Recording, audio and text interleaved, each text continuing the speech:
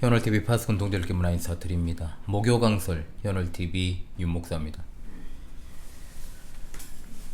계속 이어서 창세기 말씀 강설을 진행하겠습니다. 이번 주에는 창세기 4장 16절로 26절의 말씀입니다. 자, 먼저 본문을 낭독하고 찬송하고 시작을 하겠습니다. 창세기 4장 16절로 26절의 말씀을 제가 낭독합니다. 가인이 여호와 앞을 떠나서 에덴 동쪽 롯 땅에 거주하더니 아내와 동침함에 그가 임신하여 에녹을 낳은지라. 가인이 성을 쌓고 그의 아들의 이름으로 성을 이름하여 에녹이라 하니라. 에녹이 이랏을 낳고 이랏은 무후야엘을 낳고 무후야엘은 무드사엘을 낳고 무드사엘은 라멕을 낳았더라. 라멕이 두 아내를 맞이하였으니 하나의 이름은 아다요 하나의 이름은 실라였더라. 아다는 야발을 낳았으니 그는 장막에 거주하며 가축을 치는 자의 조상이 되었고 그의 아우의 이름은 유발이니 그는 수금과 퉁소를 잡는 모든 자의 조상이 되었으며 실라는 두발 가인을 낳았으니 그는 구리와 새로 여러가지 도구를 만드는 자요 두발 가인의 누이는 나아마였더라. 라멕의 아내들에게 이르되 아다와 실라여 내 목소리를 들으라.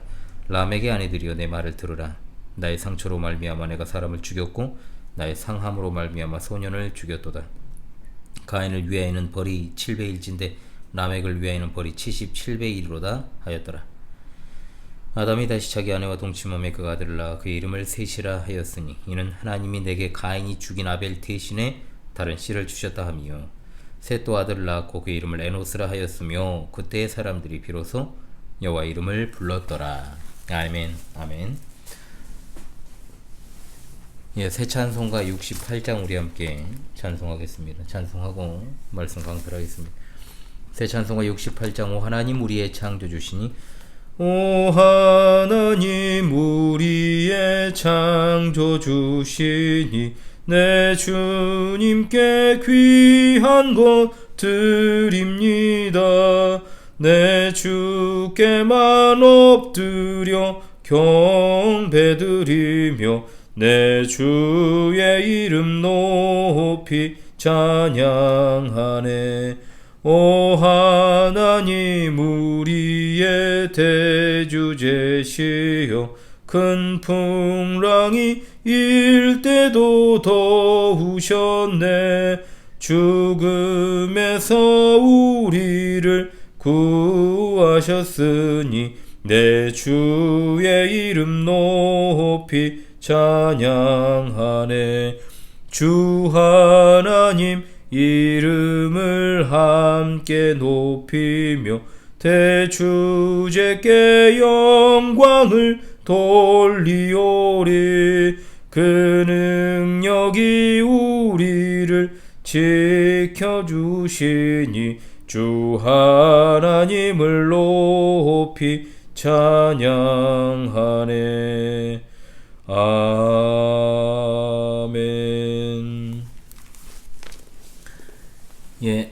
창세기 4장에서는 예배하는 두 사람의 대조적인 모습이 먼저 등장을 했죠. 지난 시간에 상고했습니다만은 가인과 아벨이 하나님께 예배를 했으나 가인의 예배는 하나님 받지 않으셨고 아벨의 예배만을 받으셨습니다.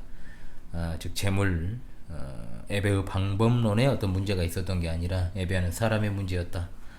하나님은 정성껏 드리는 예물에 관심이 있는 것이 아니라 그 예물에 담긴 그 사람의 믿음을 보시는데 가인은 자기의 바탕을 두고 하나님께 믿음으로 예배하지 않았고 결국 자신의 정성스러운 예배가 연락되지 못한 것에 분개하여 인류 최초의 살인을 저지른 패역한 자이자 뱀의 후손으로서의 모습을 여실하게 드러낸 바 있습니다.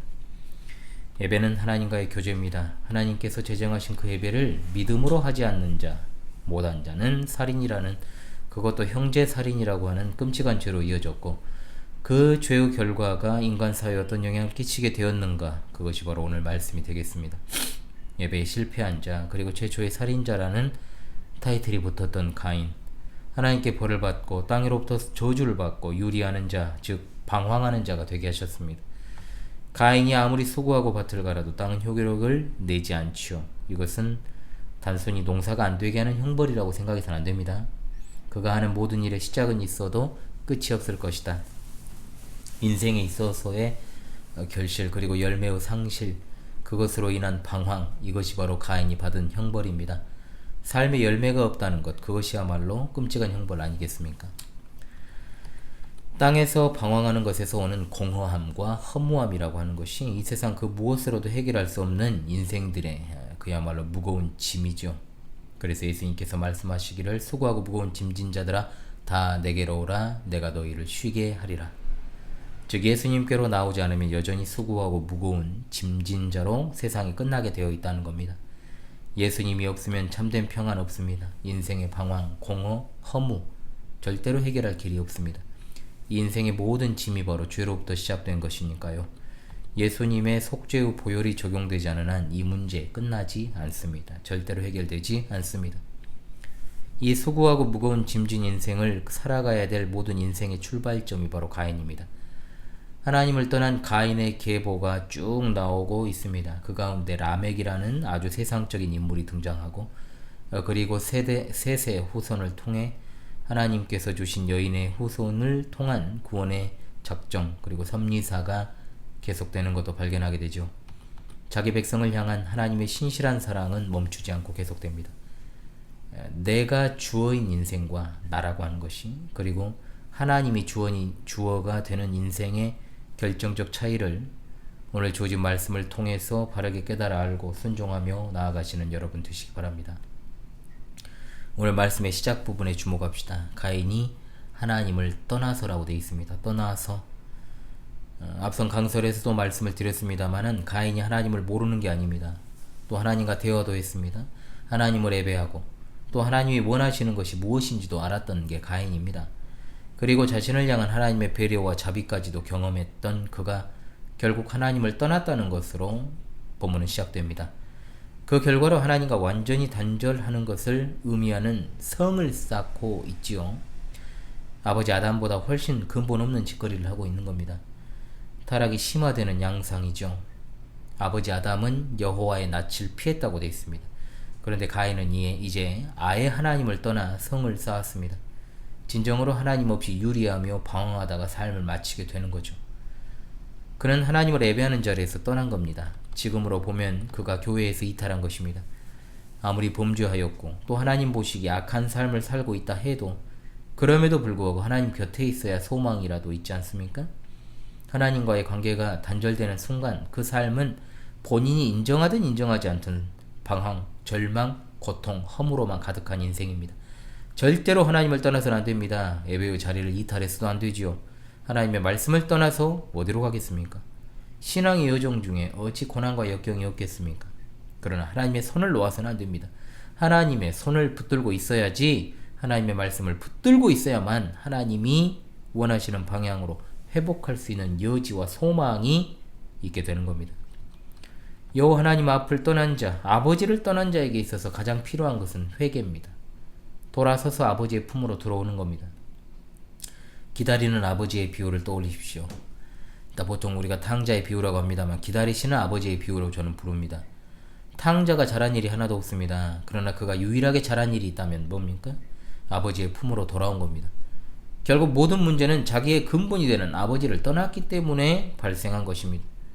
인류의 문제 역시 마찬가지입니다. 자신의 근본을 잃어버렸기 때문에, 뿌리를 잃어버렸기 때문에, 하나님을 떠났기 때문에 찾아오는 문제입니다. 돌아오면 해결됩니다. 돌아오니까 해결될 뿐만 아니라 가장 좋은 것으로 받았습니다. 이것이 바로 하나님의 은혜인 줄로 압니다. 호세아 선지자를 통한 메시지도 이것을 강조합니다. 호세아 6장 1절로 3절의 말씀, 오라 우리가 여호와께로 돌아가자. 여호와께서 우리를 찢으셨으나 도로 낫게 하실 것이요 우리를 치셨으나 싸매어 주실 것이미라. 여호와께서 이틀 후에 우리를 살리시며 셋째 날에 우리를 일으키시리니 우리가 그의 앞에서 살리라. 그러므로 우리가 힘써 여호와를 알자. 힘써 여호와를 알자. 그의 나타나심은 새벽빛같이 어김없나니 비와 같이 땅을 적시는 늦은 비와 같이 우리에게 임하시리라 하니라. 아멘.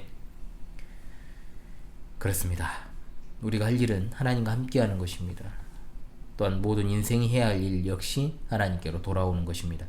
교회로 돌아오는 것이죠. 교회에 가입하는 것입니다. 참된 교회에 가입하는 것, 예배의 자리에 들어오는 것입니다. 하나님 한 분만으로 충만한 삶을 살아가는 겁니다. 시편 16편 11절, 주께서 생명의 길을 내게 보이시리니 주의 앞에는 충만한 기쁨이 있고 주의 오른쪽에는 영원한 즐거움이 있나이다. 주님 앞에서 사는 인생은 충만한 기쁨이 있습니다.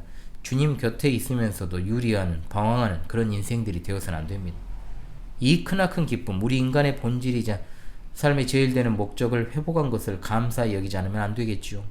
그렇지 않으면 우리는 입술로만 하나님을 따르는 척하고 실제 삶에 있어서는 하나님과는 상관없는 종교인으로 살아가다 그대로 인생이 끝나게 될지도 모르지요. 여호와 앞을 떠난 가인은 아들 에녹을 낳자 성을 쌓고 그 아들의 이름으로 성의 이름을 짓습니다. 아담이 범죄하고 동산 나무 사이에 숨었던 것처럼 그도 성을 쌓아 숨으려고 했습니다. 하나님께서 내리신 땅에서 피하며 유리하는 자가 되리라는 하나님의 징벌에 맞서 싸운 거죠. 인간적인 방법을 동원해서 하나님의 징벌을 극복하고자 한 겁니다. 성을 쌓는다라고 하는 것은 방황하지 않으면서도 나 자신을 보호할 수 있다라는 생각에서 비롯된 것입니다. 또한 하나님께서 자신에게 표를 주셨지만 그것 없어도 내가 살아갈 수 있다는 생각을 한 겁니다. 하나님을 떠나 스스로 하나님이 되어 성을 쌓고 자기 왕국을 건설했습니다. 이 가인의 성향이 훗날 바벨탑에서 그대로 업그레이드되어 재현되죠. 바벨탑을 쌓은 자들도 스스로 하늘에다 하나님이 되고자 했습니다. 가인이 쌓은 성은 이처럼 하나님과 자기 자신을 단절시키고 또 다른 사람과도 단절한 것을 보여줍니다. 즉 하나님과의 단절은 다른 사람과의 단절로 이어집니다. 이것이 바로 죄인의 특징이죠. 죄가 사람을 지배하게 되면 사람은 담을 쌓습니다. 폐쇄적이 됩니다. 다른 사람이 내 영역에 접근하는 것을 굉장히 예민하고 민감하게 반응합니다. 내 안에 있는 것에 집착을 합니다. 내려놓지 않습니다. 하나님을 떠난 세상은 그것을 개성이라 표현하기도 하고 또 어차피 혼자 사는 인생이란 식으로 그런 이기주의를 부풀려 나가지요. 자기 자신에게만 집중하게 하는 것, 홀로서기 등등, 이것이 바로 타락으로부터 시작된 가인의 후손, 즉 뱀의 후손들의 특징입니다. 여러분, 우리에게는 남아있지 않습니까? 있습니다. 서로 마음을 열고 이해해야 하는데 자꾸만 담을 쌓고 나의 성을 견고하게 만들고 다른 사람을 보지 않죠. 그 사람의 생각과 행동과 가치관과 그리고 그 사람의 기분 고려하지 않습니다. 정확히 말하면 내 안에 다른 사람이 쳐다볼 수 없도록 만드는 성이나 담이 있습니다. 하나님을 이야기하지만 사람들과 소통이 없는 건 하나님 아는 삶이 아니죠.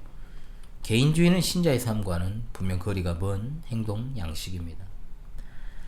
예수님께서 세상에 오셨을 때 그분의 사역을 표현하는 에베소 2장 14절로 18절의 말씀을 주목합시다.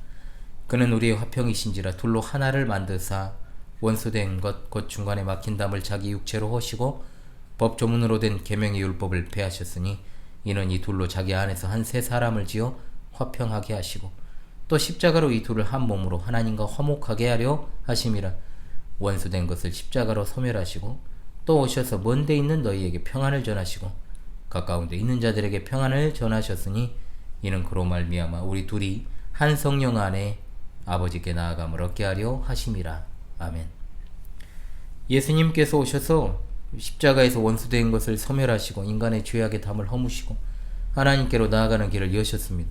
예수님의 십자가만이 죄에 대한 유일한 해결책이고 또한 서로 간에 하나가 되는 축복을 누릴 수 있게 되는 거죠.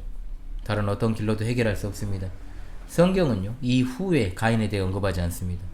이제 그의 후손 에녹으로부터 5대 만에 완전하게 하나님 없는 그런 하나님이 없이 사는 세대가 되어버림을 증명하는 인물이 있는데 바로 라멕입니다.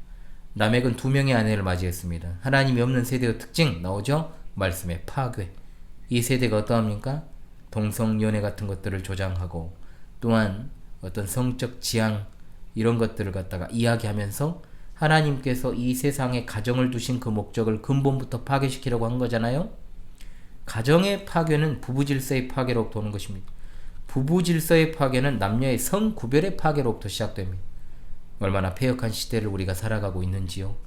라멕은 한 남자가 한 여자와 결혼하여 부부가 되는 하나님이 정하신 원칙과 질서를 깬 첫 번째 인물입니다. 아무런 두려움 없이 하나님 말씀을 자신의 행위로 깨뜨리고 반박한 것이죠.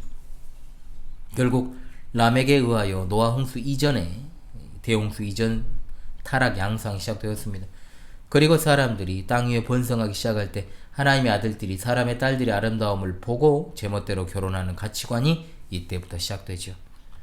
지금도 그리스도인이라고 하는 자들이 결혼할 때 영적인 연합은 뒷전으로 미루고 외모, 즉 세상에서의 지위와 재력과 여러 가지 나의 어떤 느낌과 어떤 감정에 휘둘려서 거기에 맞춰 결혼합니다. 물론 그렇게 결혼해서 잘 살면 좋죠. 그런데 안 믿는 사람 만난 것도 모자라서 힘들게 살아간다는 것. 힘들 수밖에 없습니다. 그리스도 안에서 온전한 연합이 아닌데 어떻게 참된 기쁨이 부부간에 있겠어요. 왜? 거듭난 자가 어떻게 거듭나지 않은 자와 기쁨이 있는 그런 삶을 살아갈 수 있습니까? 그냥 살아가면서 남들 다 경험하는 일상적인 금방 없어지고 썩어져 버린 그런 어떤 일시적 기쁨만 삶에 존재할 뿐입니다. 사실은 가는 길이 다르니까요. 하나부터 열까지 안 맞게 됩니다. 이제 나이가 들수록 더 굳어지잖아요. 서로 간의 가치관과 사고가. 더 웃기는 건 이렇게 하나님 말씀을 정면으로 깨트린 람에게 자녀들이 다 I'm the best가 됐다는 겁니다. 다 잘 나가요. 잘 나갑니다. 내가 제일 잘 나가. 첫째 부인 아다는 야발과 유발이라는 자녀를 낳았는데 큰아들이 목축업의 조상이 되었다. 그럼 그 말은 뭔 말입니까? 양 몇 마리 그냥 기른 사람이 아니라 기업적 목축업자로 CEO가 되었다는 뜻입니다. 상당한 부를 축적했고 유발은요 예술인의 조상으로 음악의 전문가가 되었죠. 세상이 아무리 바뀌어도 음악이라고 하는 것은 인간의 삶에 빼놓을 수 없는 분야이기 때문에 계속해서 이 분야 종사자는 나오게 될 것이고 발전하게 될 것입니다. 그래서 분별이 필요하죠. 우리 믿는 신자들에게. 둘째 부인 신라에게서 두발가인이 나옵니다. 탁월한 엔지니어입니다. 그야말로 철기 문명을 선도하는 인물이었고 딸도 한 명 소개되는데 이 맥락에서 그냥 소개되는 것이 아니라 이 딸도 굉장히 탁월한 미모라든지 출중한 면이 있었을 것으로 보입니다. 재밌죠? 라멕은 분명 하나님을 대놓고 대적하는 자였음에도 정실이건 첩실이건 다 성공했습니다. I'm the best입니다. 부러울 것이 없습니다. 거칠 것도 없죠. 그래서 이 라멕이 여러분 부러워요? 여러분 재벌들이 부럽습니까? 재벌 2세가 부럽습니까? 자, 여러분 저는 부자들이 하나도 안 부럽습니다. 멋진 외제차를 타고 뚜껑 열어놓고 옆에 예쁜 여자 태우고 우리 식으로 표현으로 개내고 다니는 것들 있잖아요. 이상하게 저는 어린 시절부터 좀 그런 게 역겹더라고요. 나도 그렇게 되고 싶다는 생각은 해본 적은 없는 것 같습니다만 그 역겨움이 부러움이나 시샘에 의한 것이 아니라 그냥 별로 싫었어요. 나도 저렇게 되고 싶다는 생각이 전혀 안 들었고 그냥 저는 품격 있게 나이를 들고 싶었을 뿐입니다. 시간이 지났어요. 그 감정의 원인을 알았습니다. 저렇게 잠깐 살다가 인생에 화려함을 한껏 추구하는 그 인생에 예수님께서 들어가실 공간이 있는가? 없더라고요. 절대로 없더라고요.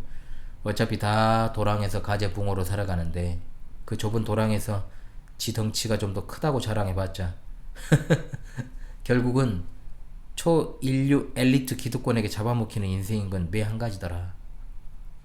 이걸 좀 일찍 알았죠. 그래도 서로 잘났다고 도토리 키재기 하잖아요. 여기 나오는 라멕이 잘나가고 자식들이 다 성공한 것이 부러운 감정이 든다면 예수님을 헛되게 믿고 있는 것이거나 아니면 예수님 안 믿는 겁니다.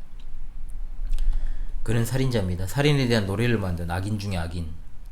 하나님 없이 사는 인물의 대표자.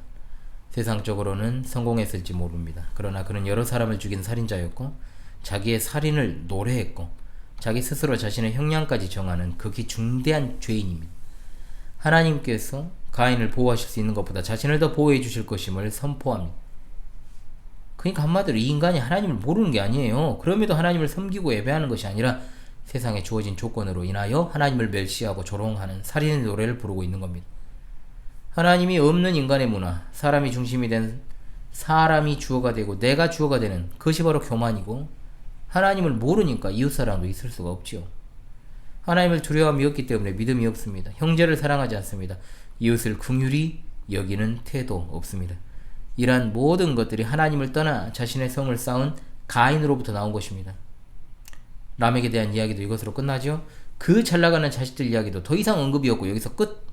그리고 그래 이러한 살인의 노래는 결국 홍수 심판으로 이어집니다. 하나님이 없는 탁월함이 하나님의 심판으로 직결된다. 그렇게 잘나가는 라멕과 그의 자녀들의 업적은 홍수와 함께 다 사라지고 맙니다.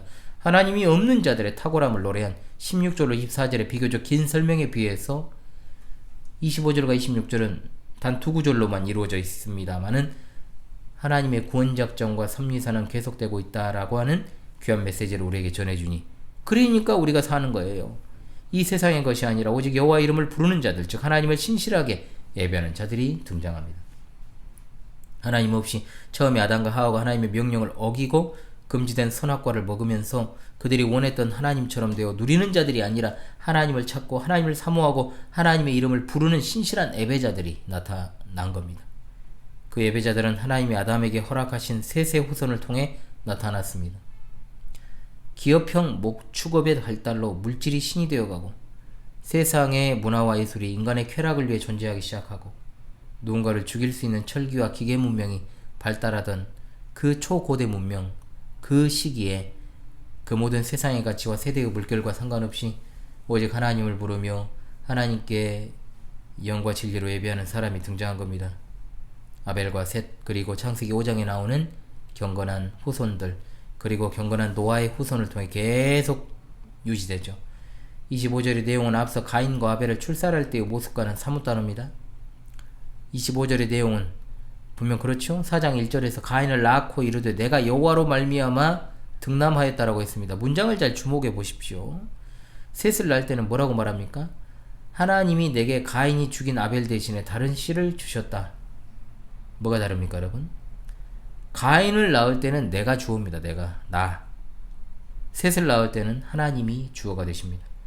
이런 고백은 가인의 후손으로부터는 절대로 나올 수 없죠. 자기중심적이고 인간중심, 인본주의적 사고방식, 하나님을 두려움이 없고 하나님을 업신여기고 능멸하고 조롱하고 세상에 자신의 탁월함을 나타내고 하나님을 예배하지 않는 간악한 무리들과는 근본적으로 다릅니다.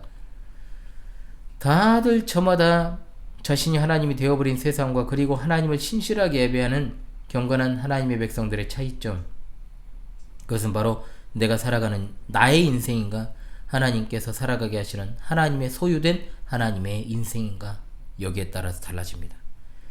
인생이 제일 되는 목적이 나의 행복인가, 나의 만족인가, 나의 소원이 이루어지는 것인가, 아니면 하나님을 영화롭게 하는 도구로 그리고 그분만으로 영원토록 즐거워하며 기뻐하는 것인가.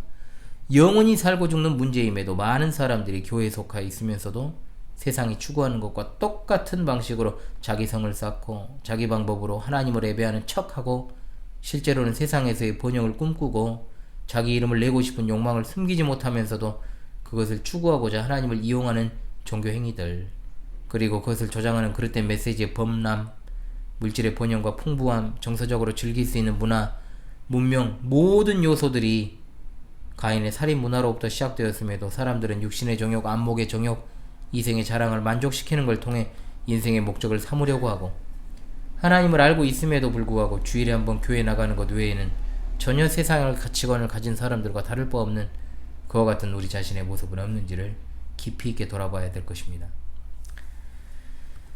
주께서 사랑하시는 우리 파수꾼 동지들이시오, 여러분, 혹 나만의 성을 쌓고 있는 게 있습니까? 담을 쌓고 있지 않습니까? 혹시 스스로 만든 성과 담장 안쪽에 사는 것을 경건으로 포장하고 있진 않은지요? 이게 정말 심각한 거죠. 하나님이 아니라 내가 주어가 되는 삶을 살고 있지 않습니까? 정말로 극악무도한 오늘날의 세태를 보십시오. 가인의 후손들의 세대와 얼마나 닮아 있습니까? 그리고 더 발달했습니까? 탁월하고 뛰어나죠. 얼마나 보기에도 좋습니까? 그러나 하나님이 없습니다. 하나님을 두려움이 없습니다. 철저하게 자기중심입니다. 요즘 세대가 정말 이기적이거든요. 자기중심적이죠. 아내도 말을 해요. 늘 일할 때 말이 통하지 않는다. 가치관이 다르다. 사고방식이 다르다. 주변에서도 말합니다. 아예 그냥 자기중심적으로 세상관을 아주 확립하고 있어요. 뭐가 잘못되었는지, 뭐가 똥이 된장인지 구분을 못하는 것. 전체는 아니어도 상당한 시류, 어떤 세태의 모습이라 이 말입니다. 아무것도 없는 것 같고 가난한 자 같고 나약한 자와 같으나 연하고 보잘것없는 손에서 나오기 시작하는 경건한 하나님의 자녀들, 그리고 그들의 신앙은 하나님이 일으켜 주십니다. 하나님으로부터 시작되니까 영원한 생명이 보장되어 있죠. 셋의 아들의 이름이 의미심장하잖아요. 에노스입니다. 에노스의 뜻이 뭐냐? 병들어 고통 가운데 살아갈 수밖에 없는 한계 상황 속에 인간을 나타낼 때 쓰인 단어다. 놀랍지 않습니까? 하나님 없이는 살아갈 수 없는 약한 존재다. 자신에게서는 자신의 삶을 영위할 수 있는 어떤 것도 나오지 않기에 하나님만 의지할 수밖에 없다는 겁니다. 인생의 근본은 하나님이십니다. 그러니 하나님을 떠나서는 될 일이 없다는 거죠. 어떤 사람들은 하나님을 섬기는데 왜 삶이 힘드냐고 말합니다. 보고 싶은 것만 보고 듣고 싶은 것만 듣고 싶어서 그럽니다. 성경에서도 복되고 기쁜 일들만을 떠올리고 생각합니다. 욥의 고난과 선지자들과 사도들과 예수 그리스도의 고난은 생각하지 않습니다.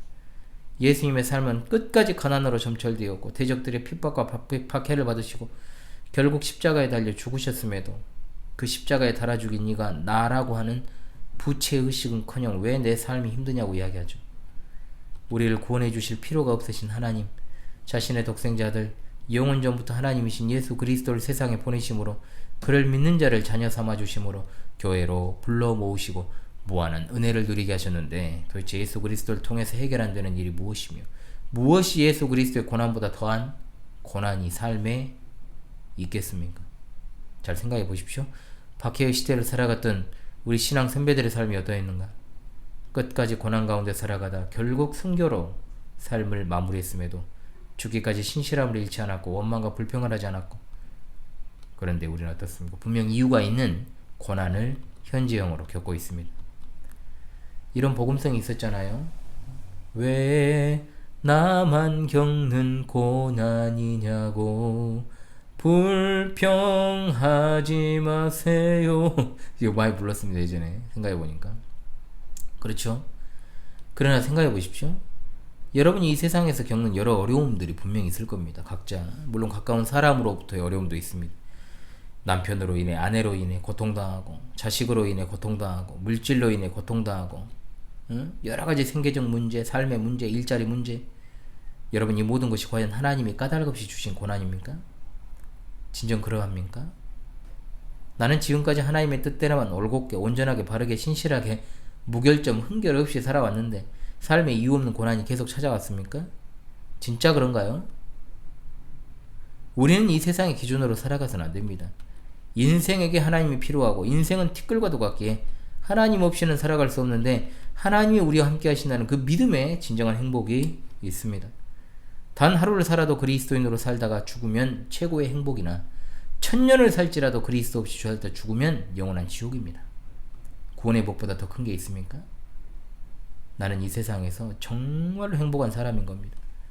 소중한 하나님의 말씀이 강설되는 주일의 그 시간에 어떤 사람들은 아무 생각 없이 교회에 나와서 딴 생각하고 졸고 있습니다. 주일 예배 이후에 스케줄을 고민하고 자기의 일을 고민하고, 또는 어떤 이들은 이단이나 사이비들의 사상에 휘둘리면서 그들에게 삶과 시간과 돈을 바치고, 또 어떤 이들은 교회 바깥에서 아예 그냥 자기 삶을 영위하고 취미활동하고 레저활동하고 아니면 그냥 자든지. 그런데 그런 사람들과 같이 되지 않고 그리스도 안에서 새로운 피조물이 되게 하시고 그 그리스도를 전하게 하시고 일단 내 근본이 무엇인지를 알고 내가 어디서로부터 왔고 어디로 가는지를 알게 하셨으니 이 세상에 도대체 나보다 더 행복한 사람이 어디 있습니까? 예수님을 믿는 것이 행복인데, 지금 죽어도 하나님 곁으로 가게 되는 게 행복인데, 그리고 마지막 날에 부활하여 새하늘과 새 땅에서 살아가는 것이 궁극적인 행복인데, 도대체 우리의 가난이, 삶의 고통이, 순간적인 어떤 장애물이, 생계의 어려움이, 가정의 진짜 차마 입 밖에도 꺼내지 못할 정도의 어려움과 고통이 왜 여러분의 신앙의 장애물이 됩니까? 절대로 그럴 수는 없다는 거죠. 내가 주 안에서 똑바로 서 있으면 환경을 탓하지 않습니다.